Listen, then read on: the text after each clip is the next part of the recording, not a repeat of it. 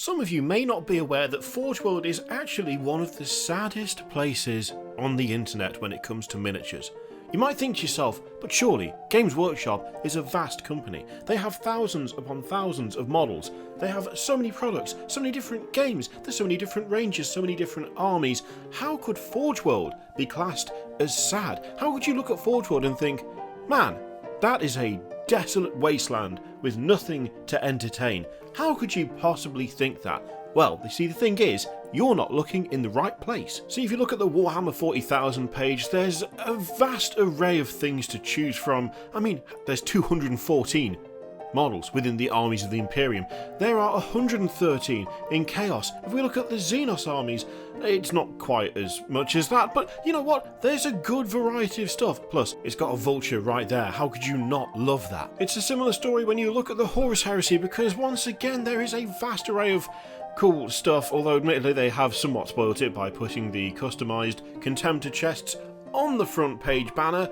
No, but that aside, there's a lot to choose from. There's a lot going on. Personally, I find that the Horus Heresy section of Forge World is something of a mixed blessing, because I will spend more time than I should looking at every single different legion, apart from the Imperial Fist, wondering which one I should finally settle on. And I still don't know which one it should be. We all know that there are a metric shedload of Necromunda models available on Forge World as well. There's absolutely loads of stuff. Oh, Lady Helmore, so good. And even the Middle Earth game has got quite a lot going on and some really nice stuff on offer. But with all of these things together, how could you possibly say that Forge World is a desolate wasteland, bereft of cool things, bereft of wonderful models for any system that Games Workshop has? Because surely you can expect the same level of commitment across the board when it comes to this side of Games Workshop's operation. You could think and say that until you saw this. Oh, it's so sad. It's so sad. The Age of Sigmar page on Forge World genuinely makes me unhappy. It makes me remember what was. It makes me think about what could be. This empty Grand Alliance menu, there used to be cool things in there. There used to be miniatures for sale here.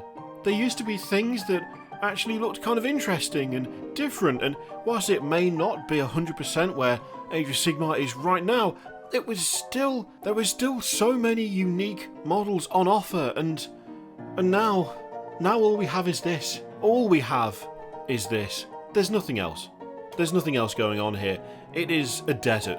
It is a hellscape, sort of literally, because chaos, get it? It is a place where dreams and imagination has ceased to be. All you can get for Age of Sigmar right now are these greater demons. And a couple of demon princes, not even a demon prince for each chaos god, no.